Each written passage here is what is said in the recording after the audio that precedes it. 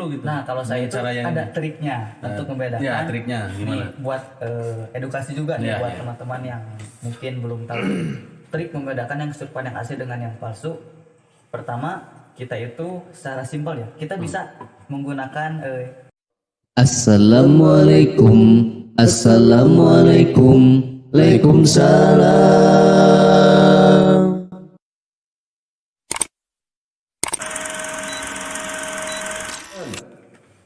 Oke, selamat berjumpa kembali di channel yang sama, part ketiga.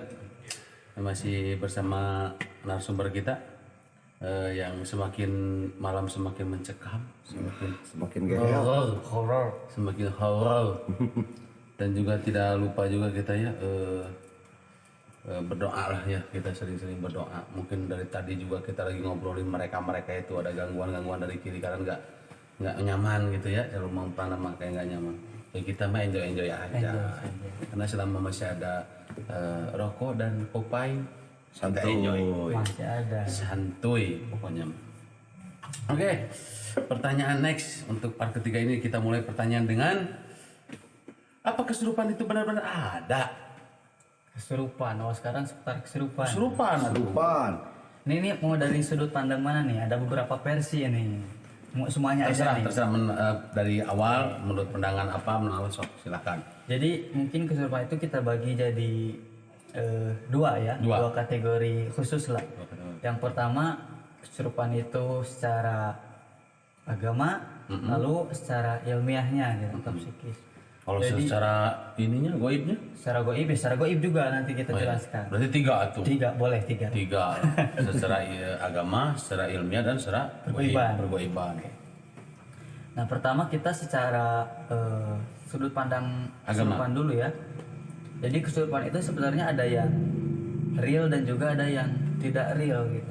Ada yang asli dan juga yang palsu. Ya betul. Jadi kalau misalkan dari sudut pandang saya juga kan sebagai praktisi hipnoterapi kebetulan. Kebetulan bekam bisa, ruqyah bisa, hipnoterapi bisa. Jadi nanti bisa di macam nyandung. aduh. Nah itu hipnoterapi biar cepat bisa menikah lagi itu ke beliau. Sekalian promo nggak apa-apa ya. Ya. Jadi kita itu ada mempromokan diri Anda bahwa Anda mau nyandung. Nanti yang di rumah marah.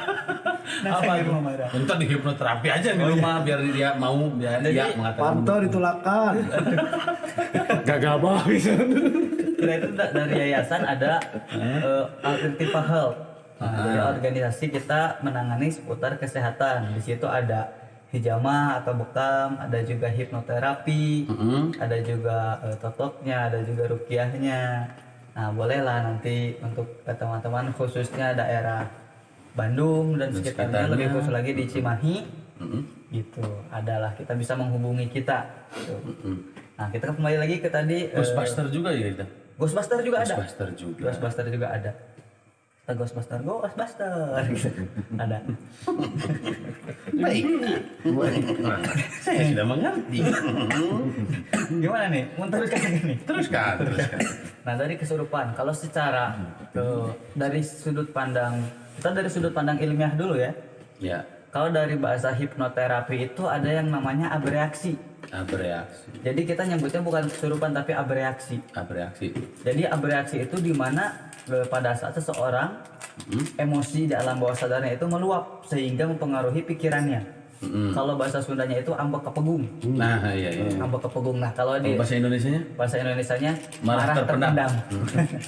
Enak. Jadi kalau secara hipnoterapi kita dari praktisi hipno kita itu menyebutnya abreaksi. Jadi di mana alam bawah sadar dia itu punya tekanan atau emosional yang beban yang sangat tinggi, akhirnya dia mempengaruhi pikirannya sehingga dia terkadang ada yang histeris menjerit, ada yang tiba-tiba ketawa gitu kan, kesurupan suka nangis terus tiba-tiba ketawa lagi. Nah itu dimana pada saat dia itu emosinya tidak stabil, jadi alam bawah sadar dia yang naiklah ke pikirannya dia itu, jadi dia tidak kontrol emosinya. Nah itu abreaksi dan itu bukanlah kesurupan yang asli. Jadi itu bisa dikatakan kesurupan yang fake atau palsu. Itu secara hipnoterapi. Ada juga kalau secara saya kan ada kenalan juga dari dokter ahli konsultasi psikolog. Ya. Nah kalau di mereka itu ada disebutnya dissociative identity disorder. Jadi di mana DID disingkatnya itu. Hah? Disingkatnya DID. DID tidak Dissociative begitulah. Identity Disorder. Tidak sopan lah. Itu ibunya beliau. Bapaknya beliau ya. Ibu ide. Kalau DID itu ke masa ke bawah, ke anak kecil DD, DID. Ini kan ibu ide yang kita Jadi ya ada dissociative identity disorder. disingkat Disingkat Bu Ide. begitu saja. Kita lebih sopan menghargai orang. Mohon maaf Ibu. Nah jadi di mana itu sama saja seperti tadi. Iya. Atau ada juga orang yang mengatakan orang itu punya kepribadian ganda, bisa. Iya, Jadi kayak bipolar juga bisa, seperti kesurupan. Jadi di mana kadang-kadang dia marah tiba-tiba, terus kadang-kadang beberapa saat dia tenang lagi. Dia secara itu melakukan itu sadar nggak tuh? Nah dia itu terkadang ada yang sadar dan ada setengah sadar. Ya karena kepribadian dua begitu. Iya, karena kepribadian dua. Jadi dia itu sedikit-sedikit emosinya melonjak, sedikit-sedikit dia normal lagi. Nah itu biasanya bipolar.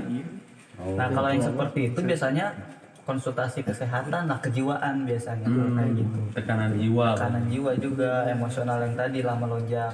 Nah kalau dari sudut pandang hipnoterapi seperti tadi bereaksi di mana si alam bawah sadar dia itu karena emosional yang berlebih, akhirnya dia tidak bisa meluapkan emosinya, akhirnya histeris. Tidak terkontrol. Ya, ada juga yang menyebutnya itu kalau secara kesehatan, secara medis histeria. Histeria. Jadi banyak sekali ini sebenarnya bahasa ilmiahnya.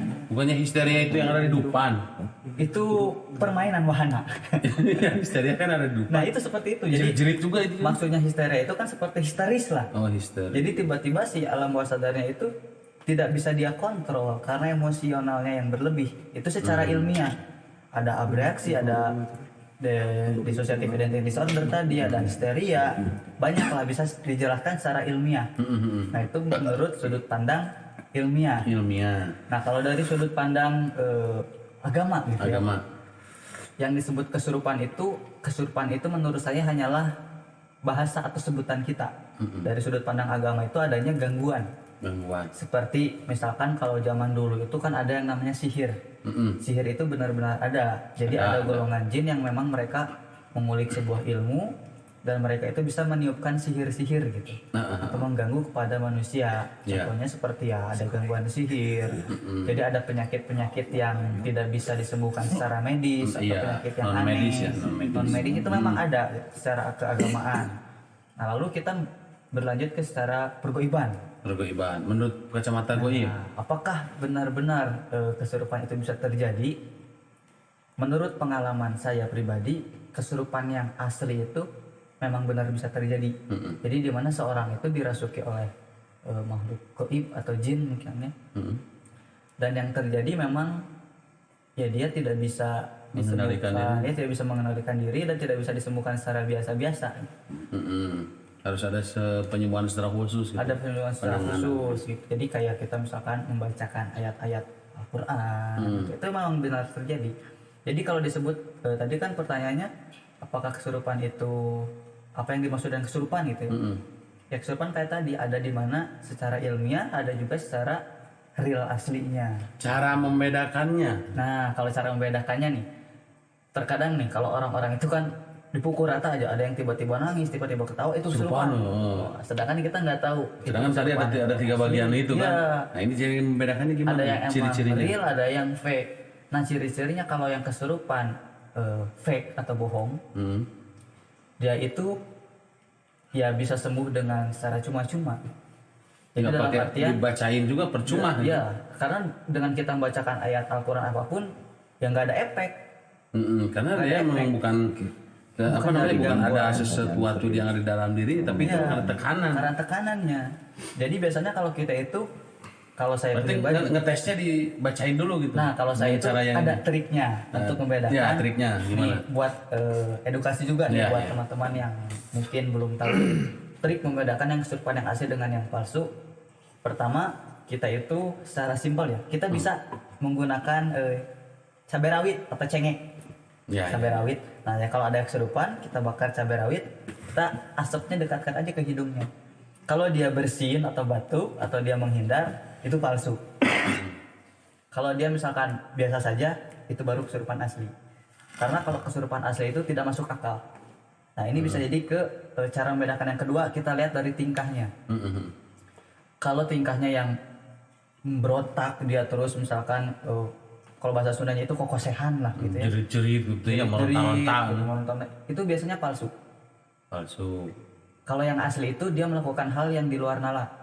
Jadi dia itu bisa, kalau loncat dia itu bisa tinggi. Emang benar-benar tidak seperti manusia. Bahkan dia bisa nempel di tembok, emang benar.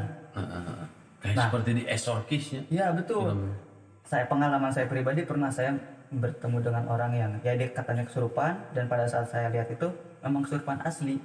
Jadi dia itu kayak yang terbang ke belakang, ditarik kakinya ke atas, kayak di film-film lah. Bener dia kayak kegusur gitu, ketarik. Dan emang itu nggak ada yang narik, tapi kakinya ke atas gitu, bener.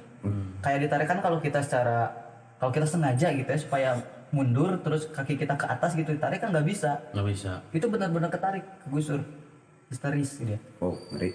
Ngeri. Lalu ada juga yang pada saat orang itu tiba-tiba kuat. Iya. Jadi mau ditahan tenaganya itu dengan berapa orang pun kuat. dia benar-benar kuat, nggak ada yang bisa nahan. Itu juga. Lalu juga misalkan kalau dari air panas dia bisa minum air panas yang benar-benar mendidih. Tapi efeknya itu buat si orangnya kasihan ya. Nah ini kalau yang kesurupan asli, orang yang kesurupan itu tidak akan merasakan. Iya. Tidak akan merasakan. Iya. Kalau akan itu merasakan. berarti kalau nempel di tembok, berarti cicak tiap hari kesurupan. Cicak itu.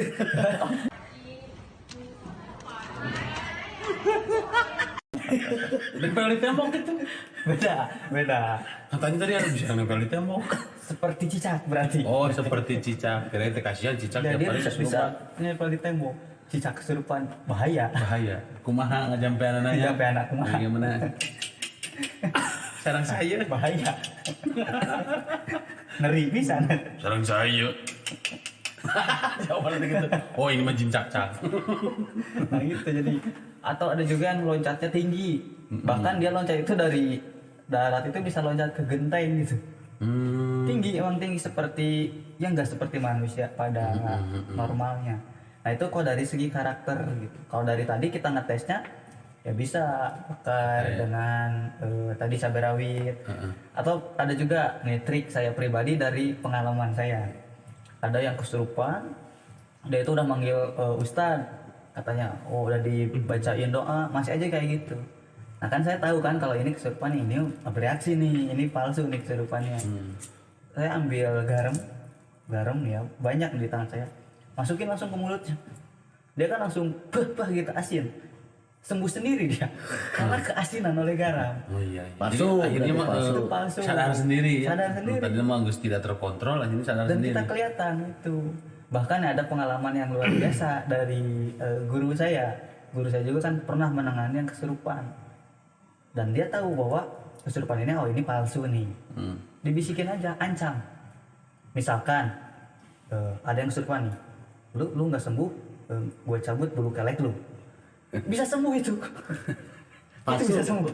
Kalau perempuan mah, lu nggak sembuh, gua ini bukain bajunya. Iya gitu bisa. Ketakutan dia, ya udah deh aku sembuh. Kayak gitu. Kalau orang-orang yang memang dia palsu, karena dia itu masih bisa sadar gitu. Ya cuma kan itu cik istilahnya Pak, yang mengendalikan itu emosi tingkat tingginya itu emosinya. tidak terkendali. Jadi kalau kita dengan kontak kita biasa dia masih bisa reaksi. Nah, itu cara membedakannya. Jadi jangan dulu kita berspekulasi. Karena sebenarnya saya itu khawatir lah dengan keadaan, khususnya keadaan di Indonesia. Jadi dimana seolah-olah kesurupan itu kalau misalkan dibacakan ayat, nggak mempan gitu. Itu saya khawatir itu karena seolah-olah ayat Al-Quran itu lemah. Nah itulah kurang orang Indonesia itu, harusnya mereka mengetahui, bisa membedakan mana yang asli dan mana yang palsu. Iya, karena ketika yang kesurupan asli mah dibacakan ayat apapun ayatnya, terutama ayat kursi, ya, reaksinya ada. Langsung reaksi. Ya, reaksinya itu ada, beda. Tapi kalau yang kesurupan yang kayak tadi bereaksi itu mau tamat Quran misalkan dari awal sampai akhir dibaca pun nggak akan ada reaksi. Nah malah dia kadang ada yang ketawa gitu. Nah itu bukanlah kesurupan asli. Ada yang ketawa nantang gitu kan. Jadi bukan ayatnya yang lemah gitu, tapi karena itu bukan kesurupan oleh faktor jin tadi, bukan. Iya, kalau itunya ada efeknya itu kalau ketika asli mah ada meskipun Jadi kita kalau baca. untuk orang-orang yang ahli ruqyah itu secara khusus pasti mereka itu mempelajari secara psikolognya juga. Iya, iya. Dari selain dari keagamaannya mereka belajar juga dari psikolognya. Jadi kita tidak asal-asalan oh ini kesurupan nih. Tidak semua pukul rata itu oleh makhluk lain gitu. Oke. Kita bisa lihat juga apakah itu benar atau tidak gitu. Ya, kita beri kesempatan kepada pemirsa yang di studio. Silakan ada yang mau Oke, bertanya. ada. Sok apa? Jadi gini, Bung. Ada Pak Haji. Bung Haji. Silakan Pak Haji. Kalau misalnya ada yang kesurupan nih misalnya, terus sama kita tuh dibacain ayat ya Quran lah ya, contohnya ayat kursi misalnya. Ada ngiluan maca ayat kursi, tamat deh maneh nama. Misalnya teh, ayo orang tuh tamat Malah macana. ngikutin baca ya. Misalnya kita tuh dia mah malah lebih pasih lah gitu lah, lebih ini. Itu gimana tuh? Itu bener apa gimana tuh? Nah gini, ini pertanyaan bagus sekali. Bagus. Kadang kan kita ada yang kesurupan, kita bacain doa, ikutan. ayat kursi gitu ya. Dia ngikutin. Mm-mm. Nah saya katakan ini adalah yang palsu tadi. Oh iya benar. Nah coba aja kalau kayak gitu, coba kasih ayatnya yang lain, jangan ayat kursi yang langka. Misalkan surat-surat yang jarang dihafal oleh orang lain, bolehlah kita baca Quran dulu, suruh dia ngikutin, dia nggak akan bisa. Karena yang dia bacakan itu adalah yang di hafal. pikiran dia hafal. Mm-mm. Saya ini pernah punya pengalaman. Jadi pada saat saya ada yang di ruqyah, nah, saya bacakanlah bacaan ayat ruqyah. Saya bacakan kayak seperti biasa lah, Al-Fatihah, itu ayat kursi. Dia ngikutin. Pada saat saya baca ayat ruqyah yang lain yang jarang orang lain hafal, dia nggak bisa ngikutin. Wah ini bukan. Karena pada dasarnya kalau memang kesurupan dengan jin asli, terutama jin fasik ya, jin kafir, mereka itu nggak kuat. Jangankan dengan bacaan ayat Al-Quran yang lain, dengan Bismillah saja pun mereka udah reaksi. Iya itu. Dengan Bismillah saja pun mereka udah reaksi. Jadi ada yang mereka itu reaksinya ada yang seperti seolah terbakar, ada yang kesakitan gitu, dan mereka nggak akan bisa tahan. Iya. Jadi kekuatan dari ayat Al-Quran itu luar biasa. Karena kan itu adalah kalimat suci ya. Kalimat Jadi dengan Allah. kita Kalamullah. membacakan, iya kalamullah, pada saat kita membacakan Bismillah saja, kalau untuk kesurupan asli itu dia pasti reaksi, berontak, dan nggak akan mengikuti. Kalau yang mengikuti itu bisa dikatakan dia bereaksi tadi atau kesurupan yang palsu. Jadi kalau kayak gitu ya jangan dengan bacakan ayat Al-Quran, cuman ikuti saja, kasih aja sugesti dia. Misalkan kita dengan gerakan, misalkan nih Mang MC ini kesurupan, kita seolah-olah aja pura-pura seperti menarik makhluknya, wah udah makhluknya hilang, dia bisa sembuh gitu. Karena yang dia butuhkan itu adalah sugesti. Jadi kita memberikan sugesti kepada dia bahwa makhluk yang ada dalam tubuhnya hilang. Gitu. Kalau nggak diancam tadi teh ya. Iya kalau nggak diancam gitu. Kalau Tapi nggak jangan keluar, diancam di depan orang lain. Ada telanjangin. Iya tapi jangan diancam dengan di depan orang lain. Pasti mereka pasti dia malu. Nggak dibisikin. Lu gua nggak ini buat telanjangin. Iya gitu. Pasti dia bilang, anak gua mah cantik. Ucap beli. Lah. Gitu. Itu jadi ya. Next ada palsu pertanyaan lah. berikutnya. Kalau ada yang kesurupan, boleh nggak minta nomor togel? Pertanyaannya, di sini lagi fenomena itu, Wah, ini fenomena lagi banget. Togel. viral kayaknya itu. Iya. Ini orang kacau, orang lagi kesurupan, kok mintain togel. Gimana pendapatnya kalau ada orang yang kayak gitu? Aduh. Ini pertanyaan yang sepertinya dia curhat ini. Kalau ada yang putus kesurupan, asa mungkin dia. gimana nih kita Ngeri punggung bangkong minta nggak menang. nomor gitu ya. Ngerik punggung bangkong, kodok nggak menang-menang. Penghuni kuburan gak menang-menang. Dari kuburan malah dikerubut nyamuk. Aduh. Nah, jadi gini, kalau misalkan ada orang yang kesurupan terus dia benar kesurupan ya janganlah kita kayak Ngambil wah, kesempatan ya. nyari kesempatan nanya nomor togel lah apalah.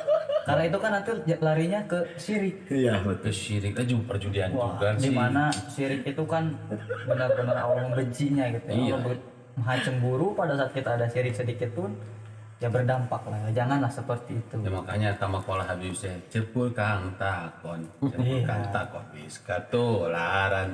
Berarti yang gila teh yang Iya, kesurupan itu yang nanyanya. Yang nanyanya bukan yang ditanyanya. Ada lagi pertanyaan? Cukup. Oh, saya berarti. Ya. Ya gimana? Efek si orang tersebut setelah kesurupan apa yang dia rasakan? Yang asli maksudnya ini. Oh yang efek. Kalau yang palsu kan nggak berasa apa-apa. Iya. karena dia palsu. Tapi kalau yang asli efeknya apa setelah lepas dari gangguan jin itu? Nah ini ada dua juga. Nah ada dua juga efeknya. Yang pertama berdasarkan pengalaman saya pada saat itu pernah menangani orang yang memang real dia kesurupan, yaitu kondisi udah kondisi sakit, katanya udah bolak-balik ke rumah sakit, didiagnosa awalnya sakit lambung, terus pindah ke sakit ada ginjal, terus dicek lagi normal lagi ginjalnya, lambungnya normal lagi, terus ada juga batu empedu katanya, dicek lagi normal lagi, jadi tidak masuk akal. Nah saya datang ke situ, pada saat saya datang ya baru awal, biasalah kan kita bertawasul dulu, pada saat saya tawasul dia langsung kesurupan reaksi. Nah inilah yang asli. Jadi dengan kita bertawasul saja belum ditujukan kita meruqyah dia, makhluk itu udah reaksi. Udah reaksi, akhirnya saya ruqyah dan alhamdulillah pada saat sembuh, yang tadi orang itu lemah tiba-tiba sehat. Nah karena ini efek penyakitnya itu bukan murni dari tubuh dia, berarti ini adalah dari non medis kan. Mungkin bisa dicoba ke istri saya lagi sakit. Waduh ya mudah-mudahan nanti lah ya. Sekarang acara kita praktekkan. Nah jadi bisa kayak gitu, bisa juga orang Siapa tahu setelah ditawasin Anda itu ternyata sehat, berarti itu ada gangguan lain. ya, insya Allah lah. Nah tadi ada juga yang langsung sehat gitu ya, tiba-tiba sehat karena memang penyakitnya itu bukan murni medis. Bahkan dia ke rumah sakit pun dokternya juga bingung katanya. Ini mah katanya jangan ke rumah sakit katanya. Cari ada katanya ustadz atau ahli ruqyah. Ada ngomongin seperti itu. Pada saat dia di ruqyah ditanya kan gimana kondisinya. Oh, alhamdulillah sekarang malah jadi ringan katanya. Nggak ada sakit apapun itu. Tiba-tiba sehat. Nah, ada yang seperti itu. Ada juga yang pada saat dia udah kesurupan yang asli, udahnya itu lemes. Karena lemes kenapa? Karena energinya terkuras oleh makhluk tadi. Kadang ada yang bilang sakit badan katanya. Ya ada juga yang kayak gitu. Sakit badan kenapa nih saya? Ada Karena yang gitu. pada saat ada makhluk lain masuk ke tubuh kita, otomatis energi kita itu tersedot lah karena dia terkuras. Jadi kita itu aktivitas diam gitu kesurupan, pada saat dia misalkan udah makhluknya udah nggak ada, kita merasa lemes kayak udah kerja berat. Ada yang seperti itu. Nah solusinya gimana nih kalau yang lemas? Bisa menghubungi kita Al-Irtifahal tadi, promosi lagi aja. Ya. Kita bisa Jadi buka. beliau mah bisa mengobati yang sedang kesurupan dan pasca kesurupan. Iya, karena biasanya kan suka ada juga yang jadi trauma. Kalau saya ini badan pegal-pegal ini kenapa ini? Kesurupan Ini apa gimana? karena kebanyakan lemak. Kebanyakan lemak. Berarti harus di mana ini? Harus dibokam juga. Di bekam juga. Kolesterol. Kolesterol Kayaknya mah. tinggi. Iya. Karena kan sunnah Rasul itu wah hebat luar Bahkan biasa. katanya ya apa namanya metode ruqyah bekam juga ada kan katanya. Ya, Ya itulah. Gitu. ada yang Terus namanya untuk- bekam ruqyah. Jadi pada saat kita berbekam, ada di mana titiknya itu adalah titik ruqyah. titik ruqyah ya. Karena kan bekam. pada dasarnya kalau ada jin yang merasuk ke tubuh kita, mereka itu kan berjalan di aliran darah kita. Kotor, yang kotor. Nah, jadi pada saat kita hijamah atau dengan sunnah Rasul berbekam, insya Allah jin yang berada di dalam tubuh kita itu ikut tertarik dengan darah-darah kotor dengan toksin yang kita keluarkan. Ya, seperti itu. Luar Sudah cukup? biasa. Cukup. Kesimpulannya. Nah, jadi kesimpulannya dari kesurupan tadi, kesurupan itu benar ada yang real dan juga ada yang fake. Cuma nih buat orang-orang yang awam gitu ya, Jangan cepat jangan mengambil cepat kesimpulannya menyimpulkan, karena kesimpulan. untuk saat ini menurut saya pribadi dari 10 orang yang kesurupan yang benar itu antara 2 atau 1 orang. Jadi yang 8 dan sisanya itu adalah fake atau tadi abreaksi atau adanya tekanan dari diri dia. Sekarang mah kan banyak karena Iya. ekonomi juga lagi Ya kan, begini. apalagi dengan kondisi sekarang ekonomi sedang turun, otomatis kan orang-orang pada stres, Iya. Pada nanyain togel. yang togel kayak tadi itu karena efek ekonomi gitu. Nah itu jadi ya kita harus bisa berpikir positif lah dengan segala suatu hal. Segala sesuatu harus kita tanggapin, jangan terlalu langsung ke negatifnya, tapi segi positifnya dulu. Dan juga sedikit masukan nih buat ahli-ahli ruqyah. Jadi untuk zaman sekarang itu mungkin ada beberapa orang yang hanya mempelajari secara keagamaan spiritual gitu ya. Mungkin bisa ditambah juga mempelajari secara psikisnya, secara psikolognya. Karena kita tidak bisa memukul rata tadi bahwa semua gangguan itu dari hal yang gaib. Karena apa? Kita harus mengedukasi masyarakat dengan sugesti positif. Jadi janganlah kita menakut-takuti, oh ini ada gangguannya, ini ada, itu malah menjatuhkan mental mereka. Jadi orang-orang itu malah berpikir negatif terus gitu. Bila ada sedikit pegel, wah ini kayaknya ada yang nempel nih mah. Wah, ada sedikit nggak enak badan, nempel wah, apa? ini. Cak-cak, Nah, nempel, misalkan ada cecak apa gitu. Janganlah. Jadi kita harus berpikir positif. Apalagi kan zaman sekarang teknologi canggih, dengan banyaknya media sosial yang beredar juga kita harus bisa mensaring. Harus bisa nyaring gimana hal yang positif kita ambil, yang negatifnya kita saring lagi gitu. Oke. Menarik juga perbincangan pada tema kali ini bersama pakar salah satu yang menurut kata orang indigo. Alhamdulillah alhamdulillah kita banyak menimba ilmu dari beliau tentang berbagi pengalamannya juga. Ternyata banyak juga macam-macamnya, tentang dari mulai jin, dari mulai kesurupan, dari mulai kita bisa itulah bisa inilah dengan kapasitasnya beliau sebagai orang indigo katanya. Kita alhamdulillah hari ini dapat ilmunya, tapi saya ingatkan juga istilahnya bagi teman-teman juga istilahnya yang pertama menurut beliau kan jangan langsung mengambil kesimpulan yang negatif. Kita cari dulu yang positifnya, baru yang negatif itu langkah kedua. Jadi yang pastinya kita harus identifikasi dulu lah kalau ada yang tadi kesurupan. Kayak dokter juga kan gitu, sebelum menentukan ada penyakitnya apa didiagnosa dulu. Kalau di kita tuh ada anamnesa dulu namanya. Kita harus tahu dulu, misalkan ada yang kesurupan ini dia karena apa, dia tanya dulu, jangan langsung dipukul, oh ini ada makhluknya, jangan. Iya. Itu menarik sekali, pokoknya mah harus, intinya mah kalau santri bilang khud masofa wada makadar, ambil yang baiknya, buang yang jeleknya. Jadi dari pembicaraan dari part 1 sampai part terakhir ini kita bisa ambil kita hikmahnya di balik ini, terus yang baiknya kita ambil juga sebagai ilmu untuk kedepannya, dan yang mungkin ada kata-kata yang kurang berkenan atau yang menyinggung, sekali lagi maaf kepada seluruh pihak yang berkaitan dengan tema ini. Kami tidak ada bermaksud untuk menyinggung, menjatuhkan apapun. Kami cuma hanya sekedar ingin mengedukasi supaya mereka yang awam istilahnya gitu bisa mengenal apa sih dengan peristiwa ini. Juga satu lagi, promosi buka buat inilah sedikit pengumuman ya, bagi yang ingin donasi buat ponpes atau yayasan Al-Irtifa Muhammadiyah, link di deskripsi ada, tinggal pencet aja ya. Dan jangan lupa untuk donasi untuk perkembangan kemajuan para santri ya, yang mengaji di ponpes Al-Irtifa atau yayasan Al-Irtifa Muhammadiyah. Oke, sekian dulu untuk episode kali ini dengan tema pergaiban. Mungkin kita berjumpa lagi di lain waktu dengan tema-tema yang sangat menarik, mungkin dengan tema-tema yang lagi tren sekarang, yang lagi viral sekarang. Insya Allah kita akan mendatangkan narasumber kita yang insya Allah terpercaya, karena ini rekomendasi dari guru saya pribadi dan guru-guru yang lain yang mendapat masukan coba ini. Kita tidak sembarangan untuk mengambil narasumber, karena kami punya guru juga, kita telah konsultasi bersama guru-guru kami untuk mempodcast seseorang itu. Mungkin segitu dulu ya, cukup dari saya. Mungkin mohon maaf sekali lagi apabila ada kata-kata yang tidak berkenan atau perilaku kami yang tidak berkenan. Sekali lagi mohon dibukakan pintu maaf sebesar-besarnya. Oke, wabillahi taufiq wal hidayah. Assalamualaikum warahmatullahi wabarakatuh. Waalaikumsalam warahmatullahi wabarakatuh.